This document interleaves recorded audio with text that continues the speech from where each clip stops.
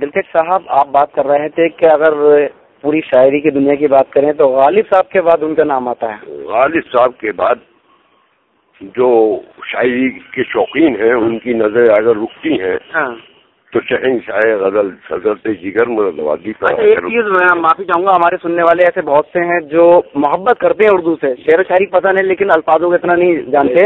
یہ بتائیے کہ یہ خطاب جو ہے شہنشاہ غزل، پرنس آف غزل، تو یہ انہیں کس نے دیا اور کب ملا، کچھ بتا سکتے ہیں؟ جناب شہنشاہ غزل کا خطاب تو انہیں خود پنڈت نہرو نے دیا تھا. اچھا، پنڈت نہرو نے، جو Pandit Jawahar Lal Nehru prime minister of India, انہوں نے کہا تھا کہ آپ تو شہنشاہ غزل ہیں، جائیے پاکستان کے مشاعرے میں اور وہاں نمائندگی کیجیے ہندوستان کی. اچھا، جی ہاں، مطلب پنڈت جی بھی جو ہے وہ شاعری کے بہت شوقین تھے. ہاں، بہت شوقین تھے. اردو کے کئی اخبار ان کے نام سے نکلتے تھے. پنڈت جواہر لال نہرو. کل ملا کے یہ جو خطاب دیا ہے، جو ایوارڈ، جو نام دیا ہے، یہ جو انڈیا کے first prime minister Pandit Jawahar Lal Nehru نے دیا ہے. یہ خطاب کا خطاب باقاعدہ تھوڑی دیا، بلکہ کہتے تھے کہ میں آپ تو شہنشاہ غزل ہو جی.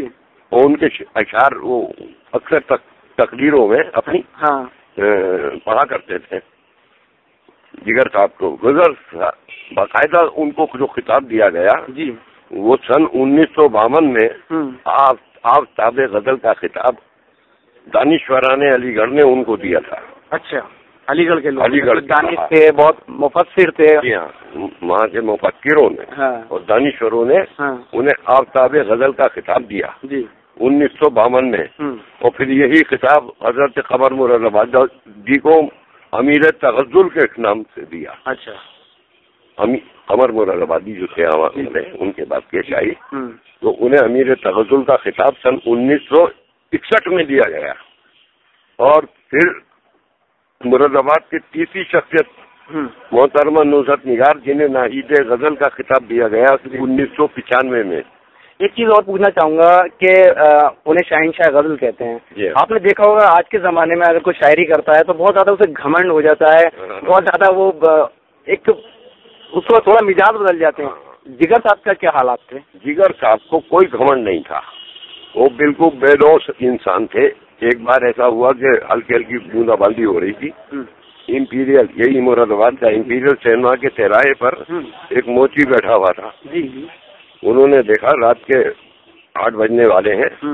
اس موچی کے پاس گئے، اس سے بولے کہ لو اس پہ پالش کر دو جوتے جی.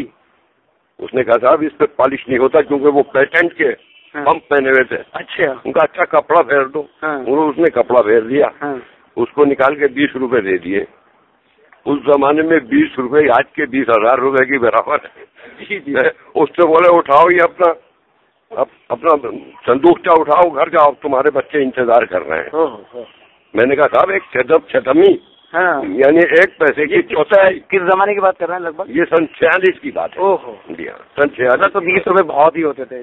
تو میں نے کہا کہ ایک چھتمی 1 پیسے کی چوتھائی ہوتی تھی. چھتمی، میں نے کہا یہ چھتمی ہے میرے پاس میں یہ لیتا ہوں. بولے آپ خاموش رہیے، آپ نہیں جانتے کہ میں نے اسے 20 روپے، کوئی پاگل نہیں ہوں میں. جی جی. پھر آگے بڑھ کے انہوں نے ان کے دوست تھے شیر سنگھ صاحب، ان کے قریب پہنچے تھے. ان کی دکان کے پاس پہنچ کے بولے وہاں جانے سے پہلے شیر سنگھ صاحب کے پاس، آج بھی دکان ہے وہ شیر سنگھ کی دکان وہاں اسٹیشن کے سامنے. تو وہ بولے کہ بات یہ ہے کہ میں پاگل نہیں ہوں، میں نے 20 روپے اسے اس لیے دیے ہیں کہ اس کا 1-2 مہینے کا کام چل جائے گا. جی بالکل صحیح کہا کہ آپ کو بہت عجیب بات لگ رہی ہوگی کہ موبائل کے ذریعے جو ہے مشاعرہ لوگ سنیں گے. تو میں اس چیز کو بتانا چاہوں گا کہ بالکل اب تک آپ نے جو دیکھا ہوگا کہ ٹی وی پر لوگ مشاعرے کو لائیو یا پری ریکارڈڈ سنتے ہیں یا ریڈیو پر، لیکن یہاں پر جو ہے ہم بھی لائیو کریں گے اور موبائل پہ لائیو کریں گے. اور جہاں تک آپ نے پوچھا ہے کہ کیا مشاعرہ صرف ہندوستان میں ہی لوگ سن رہے ہیں، نہیں، یہ مشاعرہ موبائل کے ذریعے راکی ٹاک میں محفل کمیونٹی میں یوزر تک تو جہاں بھی وہ ہیں، جہاں بھی ہیں دنیا کے جس کونے میں بھی ہے وہ ان تک پہنچانے کا انتظام کیا ہے. ہمارے یوزر انڈیا کے علاوہ پاکستان، بنگلہ دیش، افغانستان اور مڈل ایسٹ، سینٹرل افریقہ، امریکہ اور یورپ تک میں بھی اس مشاعرے کو سنتے ہیں. اور خاص بات یہ ہے کہ یہ ایک ایسا پلیٹ فارم ہے جہاں ہم بیٹھ کر تمام جو اردو کے جاننے والے ہیں یا شعر و شاعری سے محبت رکھنے والے ہیں ان کے ساتھ بیٹھتے ہیں، اور یہ محفل ہماری گھر بیٹھے ہی سج جاتی ہے. اور خاص بات یہ ہے کہ جو سرحد کی جو لمیٹیشن ہے وہ نہیں رہتی ہے، اور ایک دوسرے سے دل کی بات بھی ہو جاتی ہے. اور ہفتے میں ہم ایک شاعر کو بھی اس سے سن لیتے ہیں اور ان سے کچھ سیکھ لیتے ہیں، اور جب کبھی موقع ملتا ہے آل انڈیا یا نیشنل یا انٹرنیشنل مشاعرے کا تو وہ بھی ضرور سنتے ہیں. خدا ہو کہ یہ ہماری اس محفل کو انہوں نے جی محفل میں شامل کیا، اور الحمدللہ یہ پروگرام ساری دنیا میں انٹرنیٹ کے ذریعے سے سنا جا رہا ہے.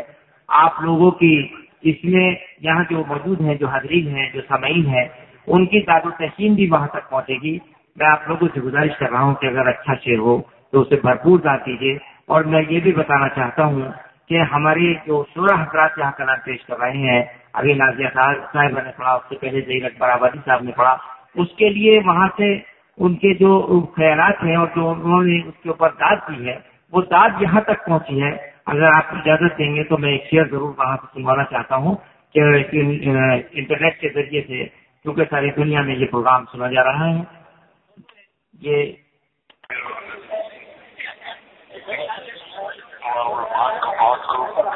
اور آپ کے شعر اور غزلیں سننے کے بعد تو دل یہی کہنے کو بے چین ہوتا ہے کہ بہت شکر گزار ہے جی محفل آپ کی، بہت شکر گزار ہے جی محفل آپ کی، شام جگر کے بنا یہ محفل کی رنگین نہ ہوتی.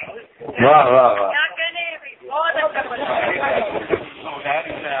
یہ راجکوٹ سے صاحب بول رہے تھے بابا جی، انہوں نے یہ. تو دوستو سنا، اسی طرح سے ہم آپ کی آواز کو اس منچ تک پہنچاتے رہیں گے. تو لگے رہیے آپ سبھی لوگ اور ڈٹے رہیے